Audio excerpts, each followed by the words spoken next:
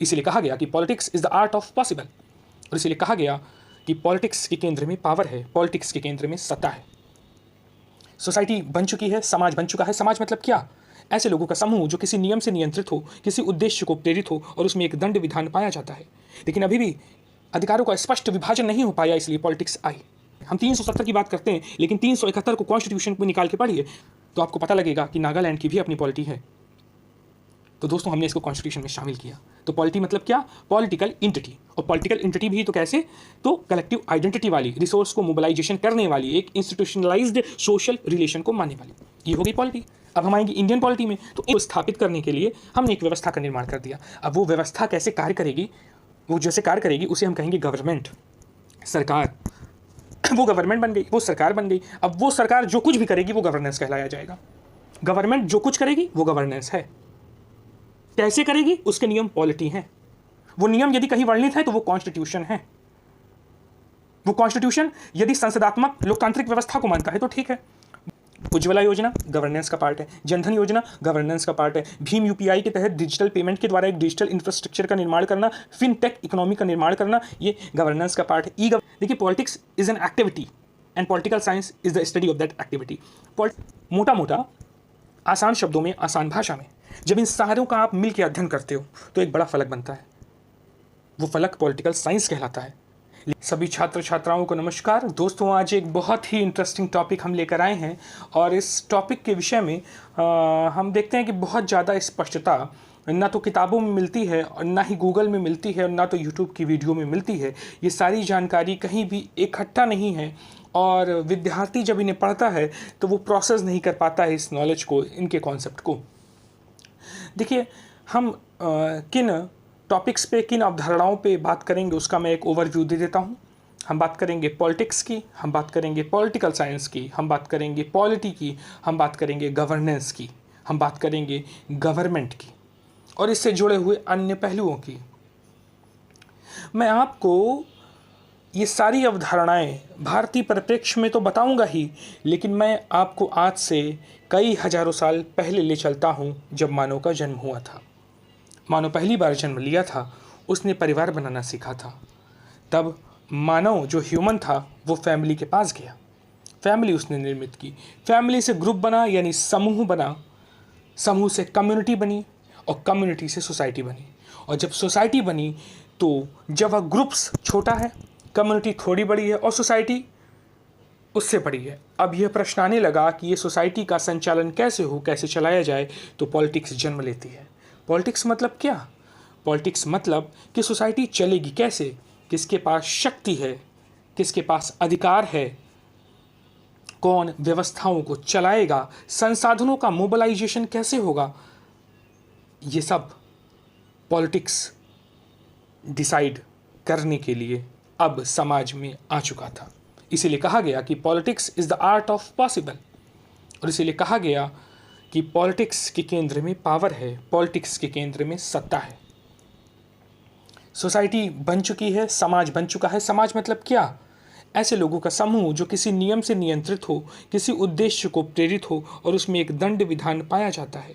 लेकिन अभी भी अधिकारों का स्पष्ट विभाजन नहीं हो पाया, इसलिए पॉलिटिक्स आई। तो इसे कहते हैं पॉलिटिक्स। पॉलिटिक्स का धीरे धीरे धीरे धीरे विकास हुआ। अब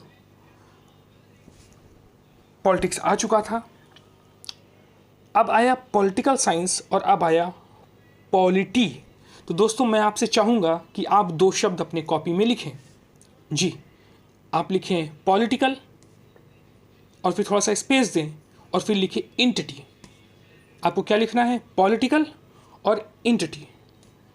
अब पॉलिटिकल और इंटिटी आपने लिख दिया है। अब क्या करना है? POLI को ले लीजिए, बाकी शब्दों को हटा दीजिए और इंटिटी में ENTI को हटा दीजिए और TY को ले लीजिए, दोनों को मिला दीजिए, बन जाएगा पॉलिटी। अर्थात पॉलिटी क्या है? एक पॉलिटिकल इंटिटी है। जिस पॉलिटिक्स को सोसाइटी में बनाया गया था, उस पॉलिटिक्स को चलाने के लिए एक पॉलिटिकल इंटिटी आई। उस पॉलिटिकल इंटिटी की कुछ विशेषताएं हैं। अभी हम इंडियन पॉलिटी की बात नहीं कर रहे हैं, अभी हम पॉलिटी एज सच की बात कर रहे हैं। तो इस पॉलिटी के क्या गुण होंगे? तो उस पॉलिटी के अलग अलग विचारकों ने अलग अलग गुण बताए, अलग अलग विशेषताएं बताई। मैं सारी विशेषताओं को आपके लिए इकट्ठा कर लिया, मैंने उसे लिख लिया, मैं आपको बताता हूँ। ये जो पॉलिटिकल एंटिटी बनेगी, इसकी अपनी एक कलेक्टिव आइडेंटिटी होगी, एक सामूहिक पहचान होगी, जो भी पॉलिटी का हिस्सा होगा। दूसरा, एक इंस्टीट्यूशनलाइज सोशल रिलेशन होगा, यानी हम एक इंस्टीट्यूशन बनाएंगे। इंस्टीट्यूशन मतलब क्या होता है, संस्था मतलब क्या होता है? परिवार एक संस्था है या कृत्रिम है, समाज एक संस्था है, शिक्षा एक संस्था है, विवाह एक संस्था है। तो उसी तरह पॉलिटी को चलाने के लिए, व्यवस्थाओं को चलाने के लिए आप एक इंस्टीट्यूशनलाइज्ड संस्थागत सोशल रिलेशन बताओगे। कैसे रिसोर्स को मोबिलाइज करना है, आप ये बताओगे। अब ये जरूरी है कि यह कोई देश की व्यवस्था हो पॉलिटी, ऐसा कोई ज़रूरी नहीं है। एक कंपनी है, बड़ी कंपनी है, एक कॉरपोरेशन है, उस कॉरपोरेशन में क्या है, बोर्ड डायरेक्टर्स हैं कॉरपोरेशन के, वो भी एक पॉलिटी का हिस्सा है। पॉलिटी क्या करेगी, पॉलिटिक्स को चलाना कैसे है, डिसाइड करेगा पॉलिटी। पॉलिटिकल एंटिटी, मैंने आपको बताया पॉलिटिकल एंटिटी, पॉली ले लिया और एंटिटी का TY ले लिया, पॉलिटी बन गया। मैं आपको उदाहरण देता हूँ। इराक एक देश है, उस इराक देश में कुर्द लोग रहते हैं। तो कुर्द देश जहाँ पे कब्जा किए हुए हैं, उसकी डिस्ट्रिक्ट की अपनी पॉलिटी है। यह पॉलिटी डिस्ट्रिक्ट की भी हो सकती है, ग्रुप्स की भी हो सकती है, कॉरपोरेशन की भी हो सकती है, ये स्टेट की भी हो सकती है, यानी राज्य की, प्रदेश की, ये देश की भी हो सकती है, ये किसी परतंत्र देश की भी हो सकती है, ये डोमिनियन स्टेट की भी हो सकती है। ये पॉलिटी है। अब पॉलिटी कल एंटिटी जो आपने बनाई, उसकी आप व्यवस्था कैसे चाहते हो? तो आप लोकतांत्रिक चाहते हो तो लोकतांत्रिक पॉलिटी हो जाएगी, आप वंशानुगत चाहते हो तो वंशानुगत हो जाएगी, आप चाहते हो कि जो पॉलिटिकल एंटिटी चला रहा है वही संप्रभु हो तो ये भी हो जाएगा, और आप चाहोगे संप्रभु कोई और है तो वो भी हो जाएगा। इसे हम कहते हैं पॉलिटी। भारत ने किस पॉलिटी को अपनाया? तो उसके लिए कॉन्स्टिट्यूशन बनाया, और कॉन्स्टिट्यूशन में एक एक चीज़ लिख दी स्पष्ट रूप से। कुछ अनुच्छेद बनाए, संविधान के भाग बनाए, संविधानों में संशोधन हुआ, संविधान में संशोधन कई सारे किए, और हमने संविधान के माध्यम से एक पॉलिटी बनाई। अब दोस्तों, मैं आपको एक बहुत महत्वपूर्ण बात बताने वाला हूँ जो शायद आपने गौर ना किया हो। हम सब अनुच्छेद 370 की बात करते हैं जम्मू और कश्मीर के संदर्भ में। जम्मू और कश्मीर के संदर्भ में अपनी एक अलग पॉलिटी थी, हमने उस पॉलिटी को कॉन्स्टिट्यूशन में स्थान दिया, इसीलिए हमारा कॉन्स्टिट्यूशन विशिष्ट है। लेकिन हम 370 की तो बात करते हैं, लेकिन हम 244 की बात नहीं करते हैं। 244 का में क्या है? असम की पॉलिटी के बारे में चर्चा है। हम 371 ABCDE की बात नहीं करते हैं, जिसमें नागालैंड, मणिपुर, सिक्किम और मिजोरम की पॉलिटी की बात है। पॉलिटी मतलब क्या? Political entity. पॉलिटिकल एंटिटी किस आधार पे? रिसोर्स का मोबिलाइजेशन कैसे होगा? और मैंने पहले बताया था, आपकी आइडेंटिटी है जो वो कलेक्टिव है। तो नागालैंड के पीपल ने कहा कि हमारी एक कलेक्टिव आइडेंटिटी है जिसे हम नागा आइडेंटिटी कहते हैं। मणिपुर की अपनी एक अलग आइडेंटिटी है, असमीज की अपनी अलग आइडेंटिटी है, और हम ये चाहते हैं कि ये संरक्षित की जाए। तो किस आधार पर संरक्षित की जाए? तो कॉन्स्टिट्यूशन जो बना रहे थे, जो पॉलिटी को निर्धारित कर रहे थे, उन्होंने कहा कि भाई इसके कई आधार होंगे, और वो आधार बनाए गए। वो आधार क्या थे? तो हमारी भाषा अलग है, हमारे रीति रिवाज के नियम अलग हैं, हमारे उत्तराधिकार के नियम अलग हैं, हमारे यहाँ जो समूह का नेता होता है वो इस प्रकार से चुना जाता है, ये सब वर्णन किया गया है। हम 370 की बात करते हैं, लेकिन 371 को कॉन्स्टिट्यूशन में निकाल के पढ़िए तो आपको पता लगेगा कि नागालैंड की भी अपनी पॉलिटी है। तो दोस्तों, हमने इसको कॉन्स्टिट्यूशन में शामिल किया। तो पॉलिटी मतलब क्या? Political entity. और पॉलिटिकल एंटिटी भी तो कैसे? तो कलेक्टिव आइडेंटिटी वाली, रिसोर्स को मोबिलाइजेशन करने वाली, एक इंस्टीट्यूशनलाइज्ड सोशल रिलेशन को मानने वाली, ये हो गई पॉलिटी। अब हम आएंगे इंडियन पॉलिटी में। तो इंडियन पॉलिटी को इसको एकदम स्पष्ट रूप दे दिया कि कहीं कोई समस्या आने ना ही पाए, क्योंकि विभिन्न हमारे पास भाषा है, धर्म है, पंथ है, मजहब है, इथनिसिटी है, प्रदेश का अपना स्ट्रक्चर है, कहीं पहाड़ी है, कहीं नई नदी है, सब लोगों ने अपनी एक आइडेंटिटी बनाई रखी है। उसी को हमने स्वरूप देने के लिए कॉन्स्टिट्यूशन में 370, 371, 244 आदि का प्रावधान किया। पॉलिटी मतलब क्या? Political entity. पॉलिटिक्स मतलब क्या? Art of possible. कैसे समाज की व्यवस्थाओं को चलाना है, सत्ता का और शक्ति का संकेंद्रण कहाँ होगा, कैसे प्राप्त किया जाएगा, ये पॉलिटी हो गई। अब आते हैं गवर्नेंस पे। हमने एक पॉलिटी बना दी, एक व्यवस्था बना दी, एक पॉलिटिकल एंटिटी बना दी। रिसोर्स को मोबिलाइजेशन करने के लिए, कलेक्टिव आइडेंटिटी को सम्मान देने के लिए, इंस्टीट्यूशनलाइज्ड सोशल रिलेशंस को स्थापित करने के लिए हमने एक व्यवस्था का निर्माण कर दिया। अब वो व्यवस्था कैसे कार्य करेगी, वो जैसे कार्य करेगी उसे हम कहेंगे गवर्नमेंट, सरकार। वो गवर्नमेंट बन गई, वो सरकार बन गई। अब वो सरकार जो कुछ भी करेगी वो गवर्नेंस कहलाया जाएगा। गवर्नमेंट जो कुछ करेगी वो गवर्नेंस है। कैसे करेगी उसके नियम पॉलिटी हैं। वो नियम यदि कहीं वर्णित है तो वो कॉन्स्टिट्यूशन है। वो कॉन्स्टिट्यूशन यदि संसदात्मक लोकतांत्रिक व्यवस्था को मानता है तो ठीक है। वो कॉन्स्टिट्यूशन यदि अध्यक्षात्मक शासन व्यवस्था को मानता है तो ठीक है अमेरिका। वो कॉन्स्टिट्यूशन यदि राजशाही को मानता है, चाहे वो सैद्धांतिक रूप में ही हो, तो वो इंग्लैंड है। तो ये है कॉन्स्टिट्यूशन, पॉलिटिक्स, पॉलिटी, गवर्नमेंट और गवर्नेंस। मोटा मोटा आसान शब्दों में, आसान भाषा में जब इन सारों का आप मिल के अध्ययन करते हो तो एक बड़ा फलक बनता है। वो फलक पॉलिटिकल साइंस कहलाता है। लेकिन उसमें हम सब चीज़ का अध्ययन करेंगे, अर्थात पॉलिटिक्स की कितनी परिभाषा कितने लोगों ने दी, पॉलिटिक्स में क्या कहा गया, राज्य की उत्पत्ति कैसे हुई, तो किसी विचारक ने कुछ कहा, किसी विचारक ने कुछ कहा। हम सारे विचारों का अध्ययन करेंगे, विचारकों का अध्ययन करेंगे, सारे सिद्धांतों का अध्ययन करेंगे। लगातार परिवर्तनशील है पॉलिटिकल साइंस, लगातार बदल रहा है, प्रगतिशील है, विकासशील है। पॉलिटिकल साइंस क्या है? सोशल साइंस का हिस्सा है। सोशल साइंस क्या है? सोसाइटी को समझने की साइंस है। सोसाइटी में पॉलिटिक्स भी है, सोसाइटी में रिलीजन भी है, सोसाइटी में सोशियोलॉजी यानी सोसाइटी को भी समझना है एक अलग दृष्टिकोण से, वो भी है, धर्म भी है, तो थियोलॉजी बन जाएगा। तो सोशल साइंस से क्या निकलेगा? Political science. सोशल साइंस से क्या निकलेगा? साइकोलॉजी। सोशल साइंस से क्या निकलेगा? फिलॉसफी। इसीलिए जब आप दिल्ली यूनिवर्सिटी या जेएनयू आदि में जाओगे, केंद्रीय विश्वविद्यालयों में, तो वहाँ जो ह्यूमैनिटीज़ का डिपार्टमेंट है, जो सोशल साइंस का डिपार्टमेंट है, उसी के अंदर हम पॉलिटिकल साइंस पढ़ते हैं, फिलॉसफी पढ़ते हैं, साइकोलॉजी पढ़ते हैं, सोशियोलॉजी पढ़ते हैं और एंथ्रोपोलॉजी पढ़ते हैं। अलग अलग प्रकार से हम इसका अध्ययन करते हैं, हिस्ट्री पढ़ते हैं, ज्योग्राफी पढ़ते हैं, सब सोशल साइंस के अंतर्गत आता है।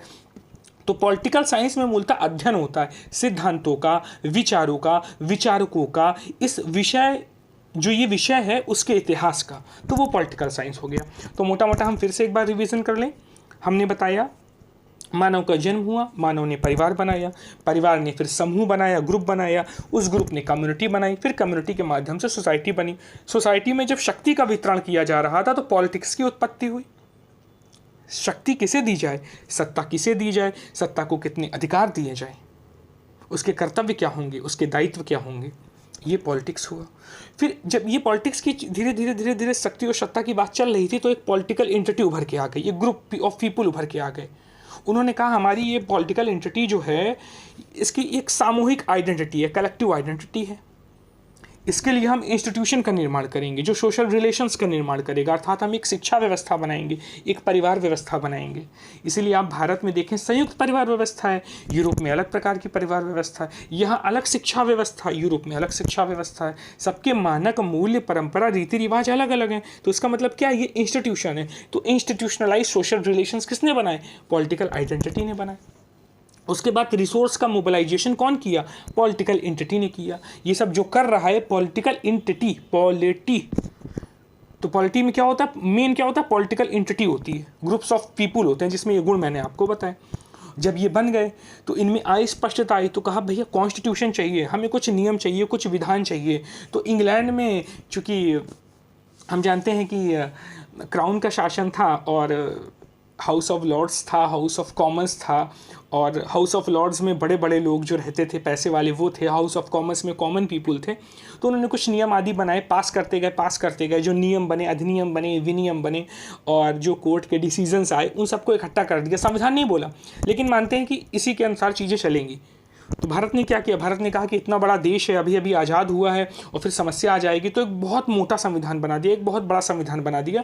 तो पॉलिटिक्स को चलाने के लिए कॉन्स्टिट्यूशन बना दिया कि सब कुछ लिखित है, हमने बता दिया है कि पॉलिटिकल एंटिटी कैसे काम करेगी, राज्य ऐसे काम करेगा, केंद्र ऐसे काम करेगा, केंद्र राज्य में शक्ति का विभाजन ऐसे होगा, विधायिका, कार्यपालिका, न्यायपालिका में शक्ति का पृथक्करण ऐसे होगा, दोनों पूरक के रूप में कार्य करेंगे। जहाँ कुछ समस्या आ रही है जम्मू कश्मीर में, वहाँ एक 370 अनुच्छेद दे देते हैं। उत्तर पूर्व में कुछ समस्या आ रही है, इतनी कैपेसिटी कि वहाँ 371 दे देते हैं, असम में 244 दे देते हैं। अलग अलग अलग क्षेत्रों में पॉलिटिकल एंटिटी जो थी, जो शक्ति के ग्रुप थे। आप देखिए पॉलिटिकल एंटिटी कहाँ आएगी, पॉलिटिकल एंटिटी वहाँ आएगी जहाँ पॉलिटिक्स होगी, और पॉलिटिक्स मतलब क्या, शक्ति और सत्ता, पावर एंड अथॉरिटी। तो जहाँ पावर एंड अथॉरिटी थी वहाँ पॉलिटिकल एंटिटी बना के कॉन्स्टिट्यूशन में एक अलग प्रावधान कर दिया गया ताकि समस्या ना आए। अब जब इस पॉलिटिकल एंटिटी के आधार पे, कॉन्स्टिट्यूशन के आधार पे शासन व्यवस्था चलाने की बात आई, तो जो भी सरकार बनी उसे हमने कहा ये गवर्नमेंट है, और उस गवर्नमेंट में जो भी नीतियाँ बनाई और उसे अनुपालन किया, उसके द्वारा किया गया प्रत्येक कार्य, फिर वो हो गया गवर्नेंस। वर्तमान में ले लें, उज्ज्वला योजना गवर्नेंस का पार्ट है, जनधन योजना गवर्नेंस का पार्ट है, भीम यूपीआई के तहत डिजिटल पेमेंट के द्वारा एक डिजिटल इंफ्रास्ट्रक्चर का निर्माण करना, फिनटेक इकोनॉमी का निर्माण करना, ये गवर्नेंस का पार्ट है। तो मोबाइल के माध्यम से अकाउंट और सारी चीज़ों को, योजनाओं को पहुंचना, ये गवर्नेंस है। तो जो भी आप योजनाएं वर्तमान में देख रहे हैं, चाहे वो नमो ड्रोन दीदी की योजना हो, चाहे आप उसे नारी शक्ति वंदन अधिनियम का पास होना हो, आदि आदि, ये सब गवर्नेंस है। तो हमने क्या कहा, गवर्नेंस करिए। तो पॉलिटिकल एंटिटी ने क्या किया, चुन लिया। क्या, गुजरात में एक सरकार चुन ली, यूपी में एक सरकार चुन ली, झारखंड में एक चुन ली और केरल में एक चुन ली। तो गुजरात का जो गवर्नेंस का मॉडल होगा वो अलग होगा, क्योंकि गुजरात की शक्ति, सत्ता, रिसोर्स मोबिलाइजेशन, मैंने आपको बात कहा ना अभी, मोबिलाइजेशन ऑफ रिसोर्सेस, गुजरात के रिसोर्स अलग है, उसका मोबिलाइजेशन अलग तरीके से होगा, तो गवर्नेंस का मॉडल वहाँ अलग बनेगा। यूपी का अलग है तो यूपी का अलग मॉडल बनेगा, झारखंड का अलग है, झारखंड में खनिज ज़्यादा है तो वहाँ अलग मॉडल बनेगा, केरल की व्यवस्था अलग है तो केरल का अलग मॉडल बनेगा, पहाड़ी जो क्षेत्र हैं उनके गवर्नेंस का मॉडल अलग होगा। क्या पूरी तरीके से अलग होगा? नहीं, पूरी तरीके से नहीं अलग होगा, कुछ कॉमन होगा, कुछ डिफरेंट होगा। तो जो गवर्नमेंट फॉर्म होगी वो जो ऐसे कार्य करेगी उससे गवर्नेंस हो जाएगा, वो एक गवर्नेंस मॉडल हो जाएगा। तो मोटा मोटा ये अंतर है पॉलिटिकल साइंस, पॉलिटिक्स, गवर्नमेंट और गवर्नेंस में। जी,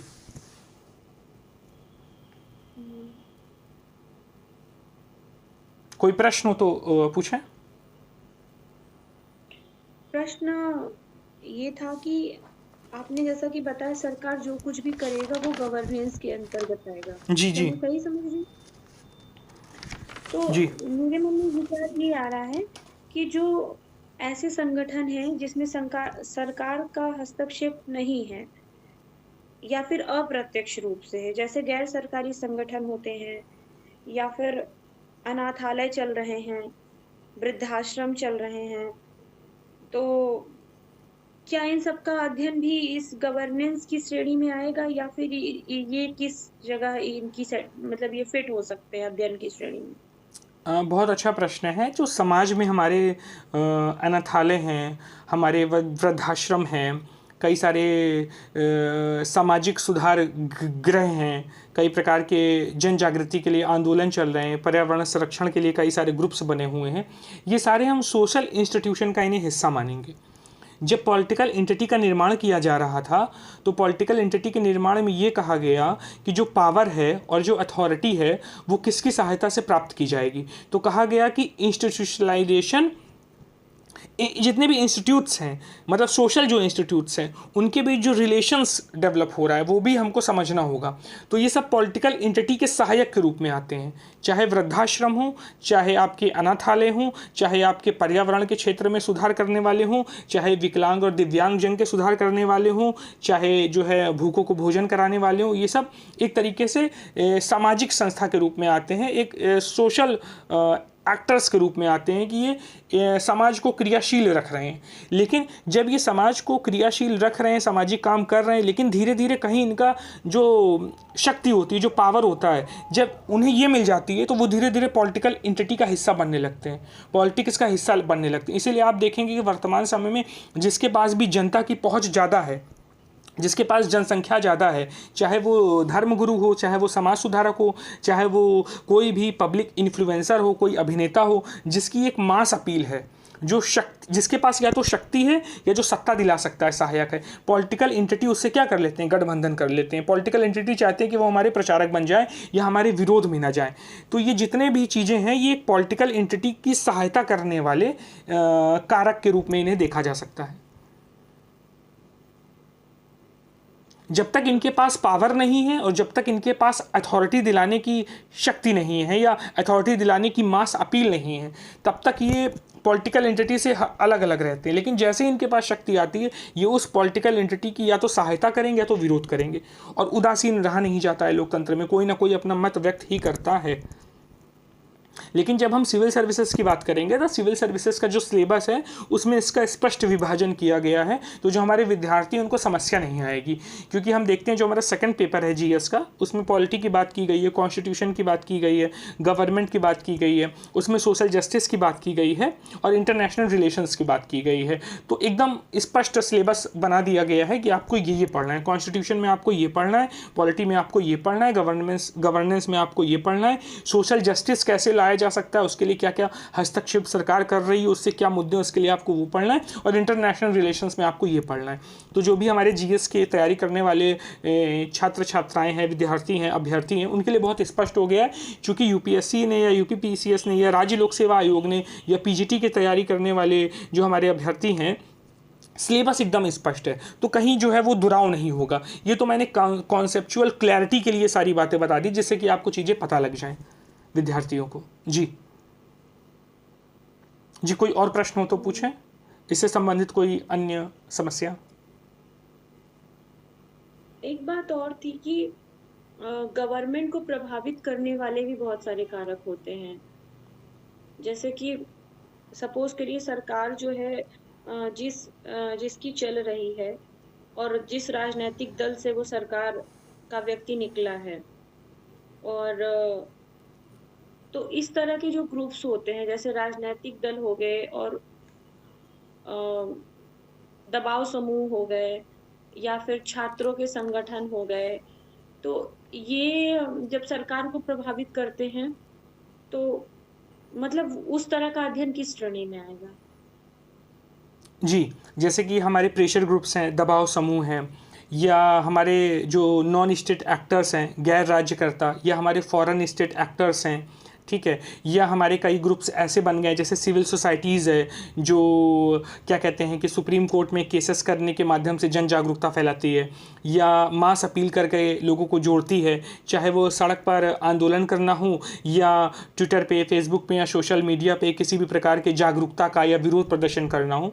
तो ये सारी जो एंटिटीज़ होती हैं इनका अध्ययन हम पॉलिटिकल साइंस के अंतर्गत ही करेंगे, क्योंकि पॉलिटिकल साइंस एक इतना बड़ा फलक है कि उसी के अंदर पॉलिटिक्स आता है, उसी के अंदर पॉलिटी आती है, उसी के अंदर गवर्नमेंट आता है, उसी के अंदर गवर्नेंस आता है, उसी के अंदर पब्लिक एडमिनिस्ट्रेशन आता है। लेकिन जब पब्लिक एडमिनिस्ट्रेशन का अपना स्वतंत्र विकास हो गया, मतलब बहुत ज़्यादा विचारक आ गए, बहुत ज़्यादा सिद्धांत बन गए, तो उसको एक अलग हमने सब्जेक्ट के रूप में स्वीकार कर लिया पब्लिक एड। पहले पब्लिक एडमिनिस्ट्रेशन जो था, लोक प्रशासन, वो पॉलिटिकल साइंस का ही हिस्सा था।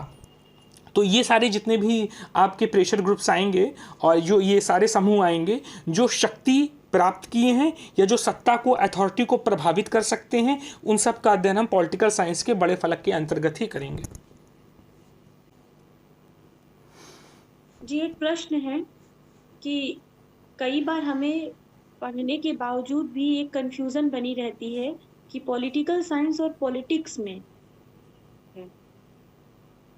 इस चीज को थोड़ा स्पष्ट करें। जी, पॉलिटिक्स और पॉलिटिकल साइंस में अंतर है, ये एक नहीं है।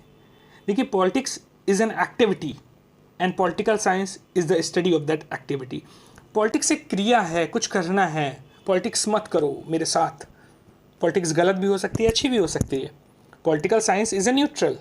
पॉलिटिकल साइंस का स्टडी करेगा, तो पॉलिटिक्स में क्रिया होगी और पॉलिटिकल साइंस में उसकी स्टडी होगी। Politics is the art of possible.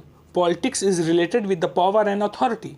Politics क्या है? संभाव्यता की कला है, इसमें शक्ति होती है, इसमें सत्ता प्राप्ति का प्रयास किया जाता है, और पॉलिटिकल साइंस उसका अध्ययन करता है कि शक्ति का स्वरूप क्या है, सत्ता कैसे प्राप्त की गई है। पॉलिटिक्स में क्या कोई नियम सिद्धांत नहीं होता है, जैसे चाहो अपने उद्देश्य को प्राप्त करो। लेकिन पॉलिटिकल साइंस में कुछ नियम होंगे, अध्ययन का कुछ तरीका होगा।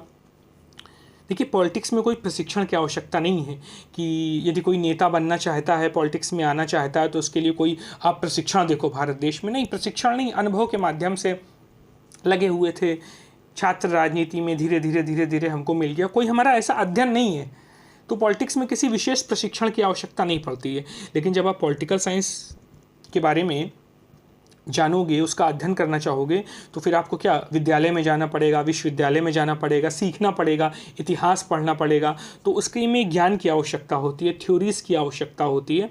और अब तो कई सारे डाटा एनालिसिस भी हो रहे हैं, तो अब प्रैक्टिकल की भी आवश्यकता पड़ती है। तो मोटा मोटा ये अंतर हम देख सकते हैं पॉलिटिक्स और पॉलिटिकल साइंस में। बहुत बहुत धन्यवाद सर आपका। बहुत। थैंक सर, जैसा कि आपने अभी बताया कि जो पॉलिटिक्स होती है उसे सीखने की ज़रूरत नहीं होती है, लेकिन पॉलिटिकल साइंस को सीखने की ज़रूरत होती है। पॉलिटिक्स कोई कला नहीं है, क्योंकि अपने भारत में ऐसा बहुत बार देखा जाता है कि कोई भी व्यक्ति खड़ा होता है और वो चुनाव जीत भी जाता है और आगे नेता बन जाता है और जनता के प्रतिनिधि के तौर पे कार्य करने लगता है। पर मुझे थोड़ा-सा ये लगता था कि पॉलिटिक्स भी अपने आप में एक सीखने की कला है। इस पे अपने विचार रखिए। बहुत ही अच्छा प्रश्न है, बहुत ही प्रासंगिक प्रश्न है मित्रों, दोस्तों, साथियों, हमें सुनने वाले जो छात्र छात्राएं हैं। देखिए, politics is an art of possible. मैंने पहले बताया पॉलिटिक्स जो है वो संभाव्यता की कला है। लेकिन आप भारत में देखेंगे, मैंने भारत की बात करी, तो भारत में इसके कोई अकादमिक प्रशिक्षण देने की कोई संस्थान नहीं है। अब खुल गए हैं पिछले 10 सालों में। महाराष्ट्र में राम भाऊ संस्थान है, जो चाहता है कि उभरते हुए जो नेता हैं उनको हम बना पाएँ। लेकिन जिस प्रकार से आप देखें कि इंडियन एडमिनिस्ट्रेटिव सर्विसेज की तैयारी की जाती है, उसकी तैयारी लोग सीखते हैं, पढ़ते हैं, एक प्रोसेस होता है, उसके लिए एक अर्हता होती है, उसके लिए एक एग्ज़ाम कंडक्ट होता है।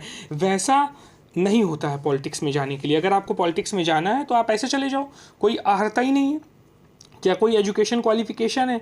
नहीं। क्या इसका कोई कोर्स है कि नेता ऐसे बनते हैं, बनाए जाते हैं, नेता में ये गुण होना चाहिए? कोई संस्थान है? हैं, अब बन गए हैं, बहुत कम है। पॉलिटिकल साइंस में क्या है? पॉलिटिकल साइंस में आपको हर विश्वविद्यालय में मिल जाएगा, हर राज्य जो विश्वविद्यालय होते हैं उनमें मिल जाएगा। इसकी पढ़ाई 11th-12th में भी होती है, BA में भी होती है, MA में भी होती है, PhD भी होती है। ऐसी जो अकादमिक पढ़ाई है, जो एकेडमिक इंस्टीट्यूशन है, उस रूप में पॉलिटिक्स नहीं सिखाई जाती है। यहाँ पॉलिटिक्स सीखने की बजाय, व्यक्ति किसी संस्थान में पढ़ने की बजाय यहाँ पे अपने अनुभव से सीखता है, एक्सपीरियंस से सीखता है। कि छात्र राजनीति में आ गए, फिर देखा कि पार्षद का चुनाव लड़ लिए, फिर देखा कि जो है कोई पॉलिटिकल पार्टी उसको ज्वाइन कर लिए, उसके सदस्य बन गए, कार्यकर्ता बन गए, क्षेत्रीय मंत्री बन गए, धीरे धीरे स्टेप बाय स्टेप कर रहे हैं। तो ये अनुभव से प्राप्त कर रहे हैं। ऐसा नहीं है कि इसकी ट्रेनिंग हो रही है कि अगर आपको कार्यकर्ता बननी तो इसकी ये ट्रेनिंग है, पार्षद है तो इसकी ये ट्रेनिंग है, विधायक की ये ट्रेनिंग है, सांसद की ये ट्रेनिंग है, प्राइम मिनिस्टर की ये ट्रेनिंग है, मिनिस्टर की ये ट्रेनिंग है। आप देखिए जो मिनिस्टर बनते हैं उनका जो पोर्टफोलियो मिलता है, कोई पर्यावरण मंत्रालय का है मिनिस्टर, या कोई अलग अलग जो पॉलिटिक्स के फील्ड में आ गए हैं, कोई शिक्षा मंत्री हैं, कोई वाणिज्य मंत्रालय का मंत्री हैं, तो क्या उनसे कहा जाता है कि आपके पास ये डिग्री होनी चाहिए, आपकी इस विषय विशेषज्ञता होनी चाहिए? नहीं, क्योंकि माना जाता है कि भाई पॉलिटिक्स में आ गए हैं और इनका अपना अनुभव है, तो कोई बात नहीं, हम IAS अधिकारियों से काम ले लेंगे, हम नीति बना लेंगे। तो पॉलिटिक्स में घुसने के लिए, पॉलिटिक्स में जमे रहने के लिए कोई पढ़ाई नहीं होती है, कोई प्रशिक्षण नहीं कराया जाता है, व्यापक रूप में नहीं कराया जाता है। थोड़े थोड़े रूप में तो कहीं ना कहीं ये चल ही रहा है। मेरा ये आशय था। इससे जुड़ा कोई और प्रश्न हो तो पूछिए। जी, इससे जुड़ा हुआ ही प्रश्न है कि आपका क्या विचार है कि लीडर बनाने के लिए या लीडर का चुनाव करने के लिए क्या किसी प्रकार के प्रशिक्षण की ज़रूरत है? देखिए, ये और वो फिर भी जिस संदर्भ में आपने IAS की ट्रेनिंग की चर्चा की है उस पे। अब देखिए, ये जो प्रश्न है ये बहुत ही महत्वपूर्ण प्रश्न है। और ये इसलिए महत्वपूर्ण हो जाता है कि हम लोग किसकी बात कर रहे हैं? हम लोग अमृतकाल की बात कर रहे हैं और हम लोग चाह रहे हैं कि 2047 में विकसित भारत बन जाए। तो उस संदर्भ में देखिए, यहाँ प्रश्न किया गया है लीडर के बारे में, और यहाँ पॉलिटिशियन के बारे में प्रश्न नहीं किया गया है। तो मैं लीडर के बारे में बता देता हूँ और पॉलिटिशियन के बारे में भी बता देता हूँ। और ये सबको जानना चाहिए, छात्रों को इसकी जिज्ञासा होनी चाहिए, क्योंकि अब शिक्षा व्यवस्था में बड़े परिवर्तन होने वाले हैं देश में। तो प्रश्न ये पूछा गया है कि क्या आपको लगता नहीं है कि पॉलिटिशियन को भी कोई ट्रेनिंग मिलनी चाहिए और ऐसी व्यवस्था होनी चाहिए, और लीडर्स के लिए ऐसी व्यवस्था होनी चाहिए?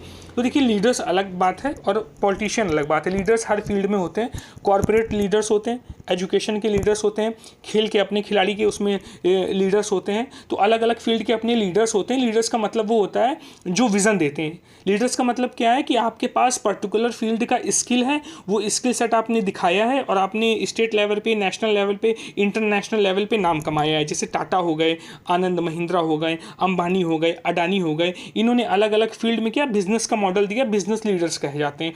इसी प्रकार खेल में आ जाइए, सचिन तेंदुलकर हो गए, पुलेला गोपीचंद हो गए, सानिया नेहवाल हो गए, ये सब किसके खेल के ये लीडर्स हो गए। अब सोशल फील्ड में आ जाइए, अन्ना हजारे हो गए, अन्ना हजारे के साथ साथ सोशल फील्ड के हमारे कैलाश सत्यार्थी जी हो गए, जिन्होंने बचपन बचाओ आंदोलन काम किया, ये सोशल फील्ड के लीडर्स हो गए। तो लीडर्स हो गए। अब आते हैं पॉलिटिकल लीडर्स की बात। क्या पॉलिटिकल लीडर्स की ट्रेनिंग होनी चाहिए? हाँ, नए भारत में पॉलिटिकल लीडर्स की ट्रेनिंग होनी चाहिए। क्या मिनिस्ट्री जो अलॉट की जाती है उसके लिए, क्या जो मंत्री बन रहा है उसको इन्वायरमेंट के बारे में, या कॉर्पोरेट मिनिस्ट्री जा रहा है तो कॉर्पोरेट के बारे में, एजुकेशन मिनिस्टर को एजुकेशन बारे में नॉलेज होनी चाहिए? तो हाँ, इनकी बेसिक ट्रेनिंग करवानी चाहिए, नए भारत में आवश्यक है। लेकिन क्या सब कुछ अभी हो जाएगा 5 सालों में, 10 सालों में? तो धीरे धीरे इस प्रोसेस को करना होगा। और हमें ये अनिवार्य करना होगा कि जो भी पॉलिटिक्स में जाना चाहे उसके लिए पॉलिटिकल साइंस विषय पढ़ना अनिवार्य है। या तो आप डिस्टेंस से पढ़ लो, या फुल टाइम पढ़ लो, या विधायक बनने के साथ ही आपके पास कह सकते हैं कि 2 घंटे 3 घंटे क्लासेस ले लो, कहीं चले जाओ।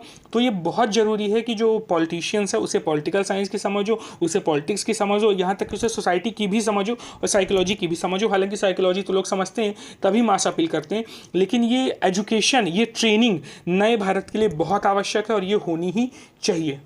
जी।